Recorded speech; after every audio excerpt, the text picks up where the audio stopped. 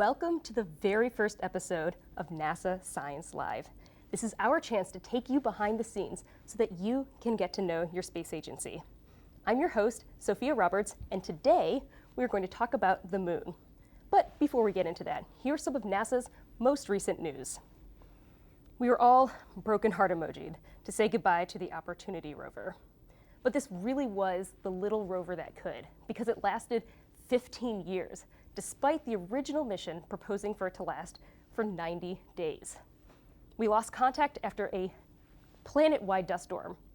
But, it's not all sad, because this really afforded us a whole new generation of Mars exploration. Hashtag thanks Oppie. Well, when this mission ended, we were proud to announce the beginning of a new mission, and it's going to look at the origins of the universe. This is called SphereX, and it's a look at one of the biggest mysteries in science.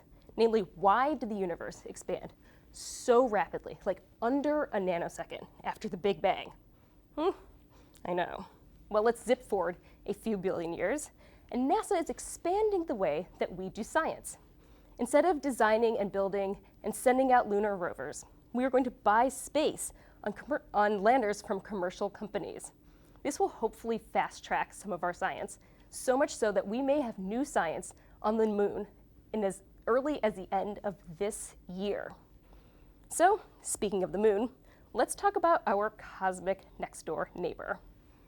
It's been 50 years since we first went to the moon, and the moon remains one of humanity's greatest achievements. So today, we're going to talk about what it takes to go back. It also generated a lot of brand new questions. So, because as science always does, we need to go back to find out more. Over the course of our show today, we're going to talk about a few important things.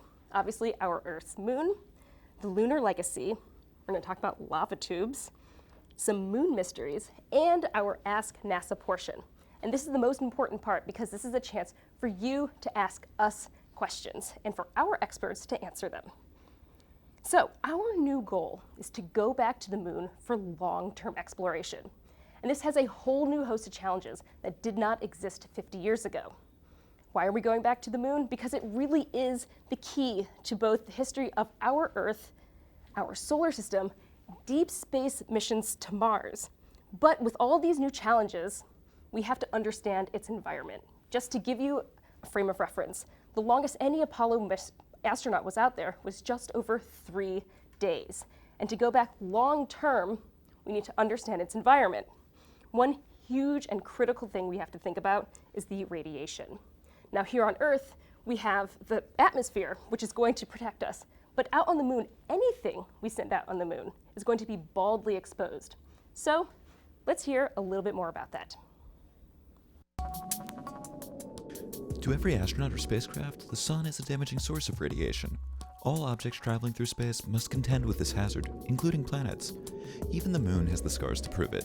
New NASA research suggests that some of the coloration we see on the moon could actually be a form of sunburn. The leading hypothesis is that the magnetic fields are blocking some portion of the solar wind from reaching the surface. The solar wind is the sun's continuous outflow of particles and radiation that fills the inner solar system. Earth's magnetic field provides a strong global shield against it. However, the magnetic field on the moon is much weaker, and it forms only small, localized bubbles of protection. In these spots, the sun's particles can be reflected back into the solar wind or funneled to nearby regions. The shielded areas under the magnetic field form pale swirls. Those bordering parts become darker. The contrast is so prominent, we can actually see it from Earth. The magnetic fields in some region are locally acting as this magnetic sunscreen. Sometimes you put on sunscreen and you miss like a tiny little bit, and then you have a really bright red spot on your skin where you missed it. That's in some ways the analogy of this sort of region of the moon that is extra exposed. Unfortunately, the moon's patches of magnetic field are not robust enough to completely protect human explorers from the sun's radiation. But further study of lunar magnetic fields could lay the groundwork for future innovations. Well, what if we got a strong enough magnetic field that perhaps we could produce artificially? That's a question that I think remains to be answered, but the crustal magnetic fields on the moon and lunar swirls kind of provide a hint in that direction that we might be able to learn something about. So with us today, we have 3 experts that are going to give us a better idea of what it's really going to take to go back to the moon. We have Dana Hurley, who's a planetary scientist, Noah Petro, who is a project scientist with a Lunar Reconnaissance Orbiter, and we have Kelsey Young, a research space scientist. All right, Dana, since you're right here with me, I'm going to ask you the first question, which is, what really do we need to consider to have what they're calling sustainable presence on the moon? And really, what does that in lunar environment look like? Okay, well, so a sustainable presence on the moon means that we have astronauts that are going to be there for a long period of time, or we have astronauts that are coming and going, and being able to go out to do experiments across the surface and that sort of thing. So we need to protect them from that radiation that the sun is spitting out and that's coming through the solar system from the galaxy. And so one of the ways that you can do that is by building shelters for them. So if there is some eruption of particles from the sun that's sending out a burst of high energy particles, they can get out of the way. But yeah, so that's the big environment that we have to deal with for our astronauts. And have I also heard something about there's a bit of water also on the moon? Yeah, that's really enabling if we want to have a sustainable presence on the moon, is that there is water in these permanently shadowed regions near the lunar poles. And if we can use water that's already on the moon, then that means that we don't have to take it with us. And that's a big cost savings, and that will enable us to send more missions to the moon. If we don't have to take everything with us, we can use products that are right there. And just really quickly, like how much water are we talking about here? Is there a lot, or is it? Well, so it's a lot for the moon because about 10 years ago, we didn't think that there was any water on the moon. And just over the last 10 years, we've discovered that there is this water here. And we probably could fill up maybe 1/1000th of Lake Erie if you put all the water that's distributed through all those permanently shadowed regions together. So there's some water. All right, Noah, I want to lob this next question to you because you've had the opportunity to study it a little closer than we are here on Earth, studying the Lunar Reconnaissance Orbiter. So what do we know right now about the lunar environment today, and then what are we looking at today? So what have we, I guess, learned over the course? Yeah, I mean, we have the benefit with the moon of having had 50 years of understanding, starting with really even the precursor to Apollo, but specifically with Apollo, humans on the surface of the moon, the experiments that we left behind on the moon to understand what's happening there. Measuring the radiation environment that Dana talked about, measuring the solar wind that's coming and planting itself into the lunar surface, but also understanding the changes that are occurring on the moon, how many moonquakes are occurring, the dynamic environment at the moon. So for 50 years, we've had the Apollo data, but for the last 10 years, we've had data from the Lunar Reconnaissance Orbiter. And what that data is showing us is really how the moon is changing. We've been able to observe new impact craters that are forming just about every day. It's changing the surface gradually. We're able to detect new environments at the moon. Dana talked about the poles of the moon, and these are really unique environments, some of which receive no sunlight, coldest temperatures in the solar system measured in these permanently shadowed craters. And so the combined data of Apollo and LRO is telling us that there's these really unique environments at the moon, some of which may provide shelter for future astronauts. We're seeing lava tubes that may exist beneath the surface of the moon. And so we now have this really robust picture of the lunar environment, its dynamics, how it changes. And boy, do we have a lot of places we'd love to go. We've identified a huge suite of places on the surface that would compel us to explore further on the moon. I mean, you've talked about these impact craters. Is that something that really is happening daily, monthly, yearly? Like, how exposed would things be to it? Yeah, I mean, there's this constant bombardment of micrometeorites on the lunar surface. The moon's being sandblasted all the time. Apollo astronauts were on the moon, as you said before, for as short as a few days. If we want to be there longer, we need to know how the moon's changing and what threat that poses to future astronauts. All right, so you're lucky to have something close to the moon, but we don't always have that opportunity to. So Kelsey, I know you study things about other planets here on Earth. Can you tell us a little bit more about how we do that? Yeah, absolutely. So we've heard a lot about Apollo. The Apollo astronauts were able to collect an amazing suite of samples that we're using right now today to learn new things about the moon. A lot of the water discoveries that Dana mentioned were found actually from studying moon rocks that were collected 50 years ago. But technology's come a long way since Apollo. We've been developing handheld instruments that astronauts would be able to use in their gloved hand to understand the geochemistry and the mineralogy real time of rock samples on the moon.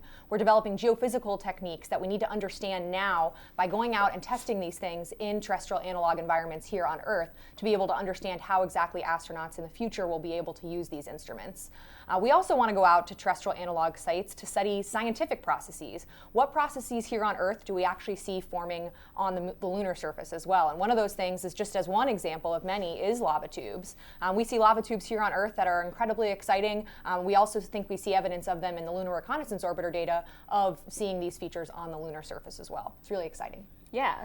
So this is our chance now to have you guys have your questions answered. So if you go to Twitter and use the hashtag AskNASA, or in the comments below, you can send your questions along. So far we have one from Mark, who asks, do we have good materials to block the solar radiation, or is it something that still needs to be developed? Well, that's a great question, Mark. So actually, the soil that is on the surface of the moon is really good at blocking the sun's radiation. From the Apollo samples, we see pieces of the solar wind that get lodged into the smallest grains, and they're stuck just on the very, very surface. So you don't need a whole lot. So we can use that soil, to build walls or to, provide shelter. Great. We have another question here from Facebook, and it is, if the moon has no atmosphere, how can there be water? That's a very good question. And in fact, the moon does have a little bit of an atmosphere, but the atmosphere of the moon is so small that when the Apollo capsule landed and opened up the door and let out the air that was inside, it doubled the entire moon's atmosphere. So, but it's very interesting.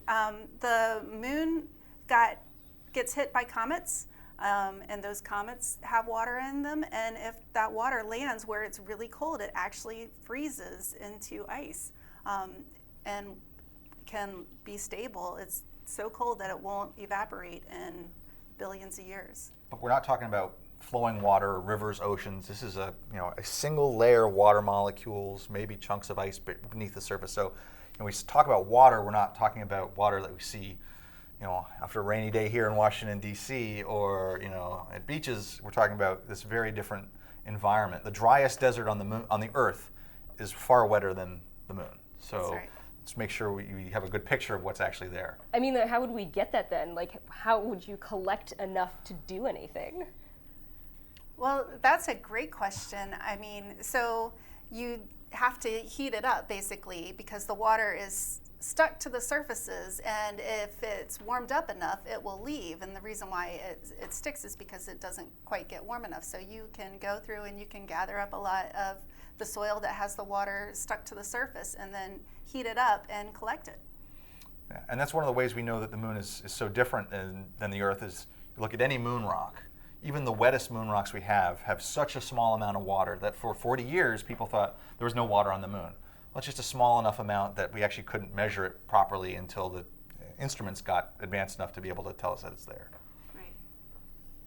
All right, so Janice from Twitter is also asking, considering the future of lunar exploration, what do you think the current debate is about the past? Should the landing sites of the Apollo 11 be protected as a cultural heritage site?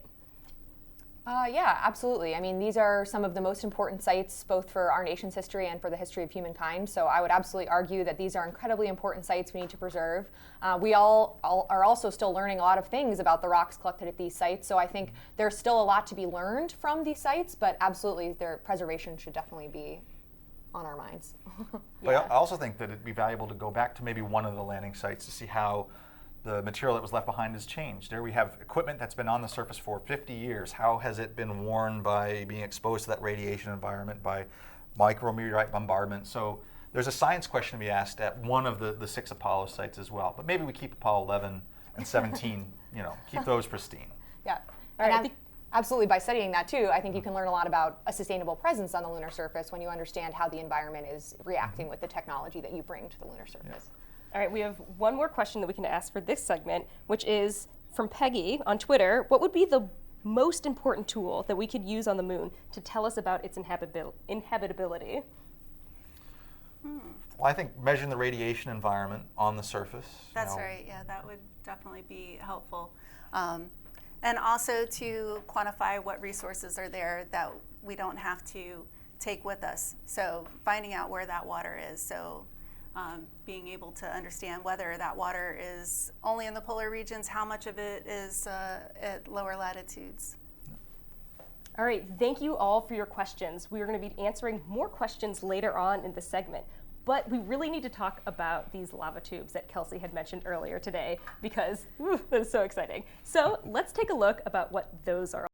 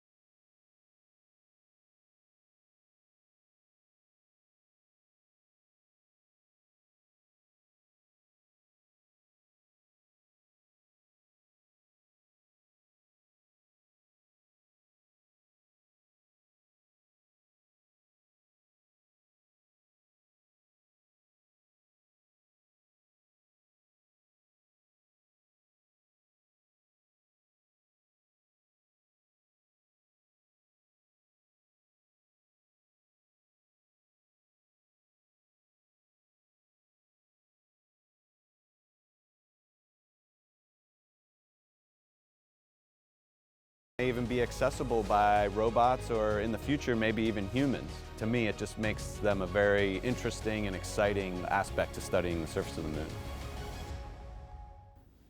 Oh, that is so cool. I mean, there's really just a whole new world underneath the surface of the moon that we just still really need to explore. So Kelsey, I know you know all about this, and that was just a taste of these things. So can you tell us more about these exciting lava tubes, and what else do we need to know that's out there on the moon to explore? Absolutely. So terrestrially, when we look at lava tubes here on Earth, they tell us a lot about how the lava flows that you find them in were in place. So it tells you something about the volcanic history of that terrain that you're working in.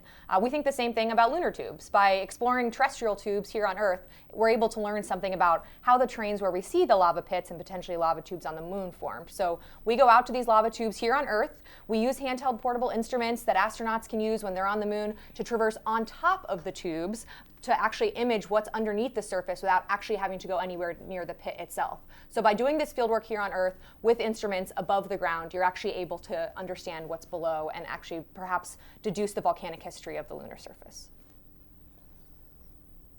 Really wonderful. Let's answer some more questions, all right? Using Twitter, #AskNASA, or in the comments below. And if you're just tuning in, this is NASA Science Live. So Janice on Twitter, well, no, we already did this one. Krish, I'm sorry, on Twitter is asking, what bachelor qualifications are there required for an internship if you wanted to join NASA? Yeah, I would definitely say that NASA takes all kinds. I think science, technology, engineering, math, I mean, those are certainly normal paths forward to get into NASA, but we're really interested in all backgrounds, art, business, communications, media. NASA really needs all types to make our mission happen, and I would really just say follow what you're passionate about, and that's the best way to get involved, in my opinion. Yeah, I think NASA attracts people who are just interested in learning more, and like you said, whether it's the science engineer or humanities, you know, NASA has a history office. The people who are putting on this show here are all NASA employees, and so NASA has this rich family from diverse backgrounds that really kind of make NASA such a unique and special place to work. But we also get great people coming from outside of NASA who we get to work with as well. Yeah, so I work at Johns Hopkins Applied Physics Lab, which is just up the street here in Maryland, and we have interns working there as well. And we have interns that have, you know, math and computers and science and engineering backgrounds, and we also have all sorts of other work that we do. All right, let's get back to the science. Jeremy on Facebook is asking, would those tubes under the moon possibly contain oxygen? On the moon, probably not, but they actually could contain usable resources. There's a tube that we work in out in California that has ice buried way deep below the surface in an otherwise very hot desert environment. So it's possible that tubes contain something that eventually down the line could be used as a resource once we figure out exactly what's down there.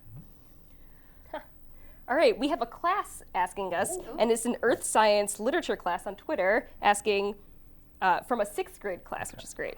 If you could jump high enough on the moon, could you fly into space? Well, it's not just about jumping high, but also fast.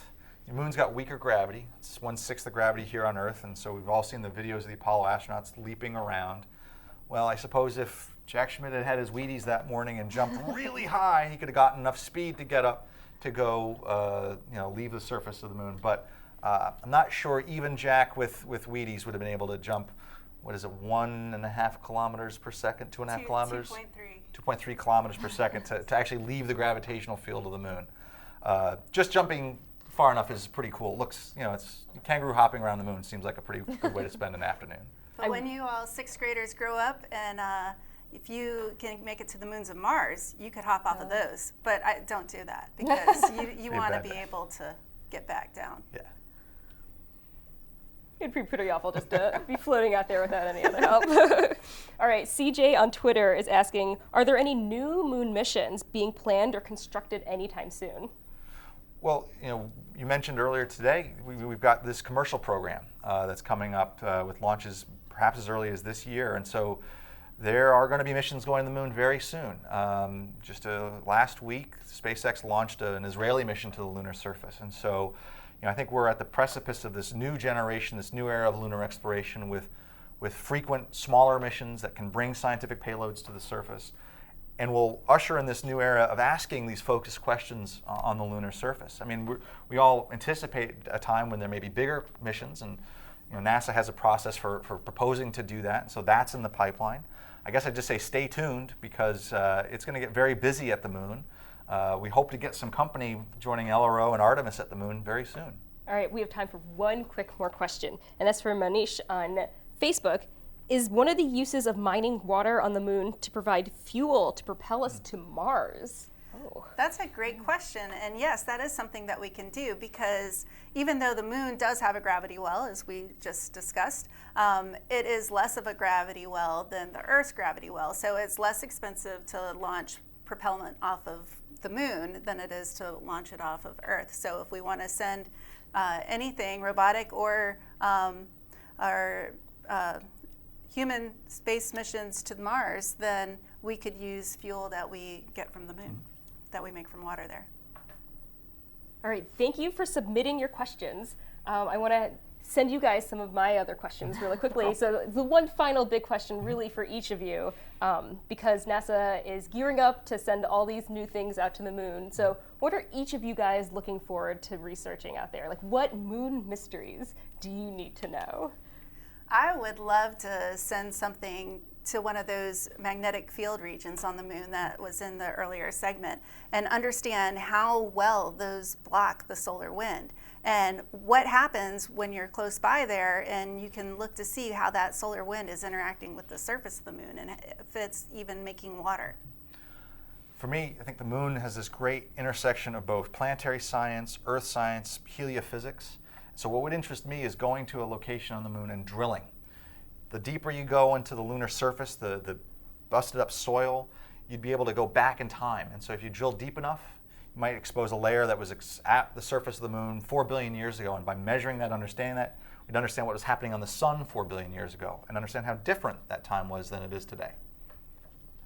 For me, I think going back a couple decades ago, we thought that the moon was a fairly, it had been dead for quite some time. There really hadn't been a lot going on, but we're finding more and more that it's a very dynamic and, relatively speaking, young planet. We see evidence of volcanism from only a couple decades of millions of years ago. We're seeing active micrometeorite impacts on the surface. So I think understanding the recent past of the lunar history, which is never something we thought about being able to do, is something I think is really important. Excellent. All right, we actually have time for one other question, which is great because we talked a little bit about at one point our diverse backgrounds coming either through internships, and I'm wondering how you guys did make your way to NASA. So I studied physics in college, and then I went to grad school and got a PhD in a field called space physics. That's understanding that space environment and the sun and that sort of stuff. And then I had an internship at NASA, or a postdoc at NASA, that started my career. Yeah, for me, I had great teachers who pushed me, encouraged me. My father worked on Apollo, so I was always just interested in space. But I had high school teachers who said, geology is great. And so I became a passionate geologist, unraveling the history of the Earth. And then I had a college professor say, you know, you can do geology of planets. I thought, oh, that sounds pretty cool. I'll do that. And so I did a summer internship at the U.S. Geologic Survey in Flagstaff, Arizona, which is a beautiful place to be. And that opened my eyes to the world of planetary science and what this career means. And then just sort of on this path of going to grad school and eventually ending up here at Goddard. It's a great path, but all because of encouragement of both family and some amazing mentors. Yeah, and for me, really quickly, similar story to Noah's actually. I found field geology in undergrad, so the ability to be able to go out in the field for work and solve puzzles, essentially is what we're doing, was just completely fascinating to me. So when I was looking for graduate schools, I thought to myself, you know, being able to do this on other planets, are you kidding me? This is a job. So I actually, same thing, I got my PhD funded in part through NASA, came here for a postdoc, and I'm still here years later, so never left. In just like 5 words or less, if you could take one thing to the moon with you, what would you take? If you could go. Oh gosh, I would take a camera and do selfies all over the place. I'd take a rock hammer and get as many samples as I could to bring back and study here on Earth. 5 words or less, I guess. In situ analytical technology. You have one more word left. Exclamation. Yeah. Well, we have actually one last thing from Patrick on Twitter, who's asking, could we ever raise animals or grow food there on the moon? Yeah, I think we'd have to do it in an enclosed environment, in a habitat. The space environment's not suitable for life, so anything exposed to the surface would not thrive. But if you had a large enough enclosed space, the lunar module on Apollo sustained 2 astronauts for multiple days. Make that bigger. Bring your dog, bring your cat. I don't know, you could have a little farm there, but you need the space to do it. And growing in there would be fun. There are experiments on the space station where they're trying to grow vegetables. I mean, the idea of sustainability. We can't bring all the food with us. We're going to have to grow some of it. Everybody remembers growing potatoes on Mars. I don't think we could use lunar soil to grow potatoes. I don't know if there's enough nutrients in it. I don't think so. But if you bring your own soil, bring your own fertilizer, make your own fertilizer, you might be able to do that in your habitat. All right, wonderful. Well, thank you guys for participating with this, and I want to thank all of you for also participating and sending in your questions through the Ask NASA hashtag. We will also be able to answer more questions. Our scientists are going to stick around a little bit to do it via the internet. We chose to do this live, you guys, because we really want to fuel your curiosity, and we think that answering questions helps all of us understand the universe. So if you have more questions, keep sending them along. And to learn more, go to go.nasa.gov/NASA Science Live. Next time, we're going to talk about what it takes to go interstellar. So see you all next time.